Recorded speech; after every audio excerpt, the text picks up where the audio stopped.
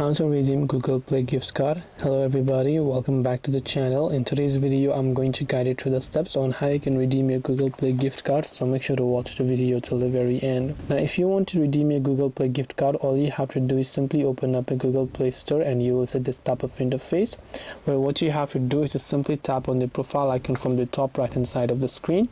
Then from there what you want to do is simply go to the option called payment and subscriptions. So once you go to payment and subscriptions, over there you'll find the option called redeem code. All you have to do is simply tap on the redeem code option there, and once you hit the redeem code you just have to enter the code and then hit the redeem option there, and then you'll be able to redeem your Google Play gift card. This way you'll be able to redeem your Google Play gift card. Hope this video was very helpful. If you have got any more questions, queries or doubts, feel free to also leave them down in the comment section below. Thank you for watching till the very end of this tutorial, and see you soon as always in the next video.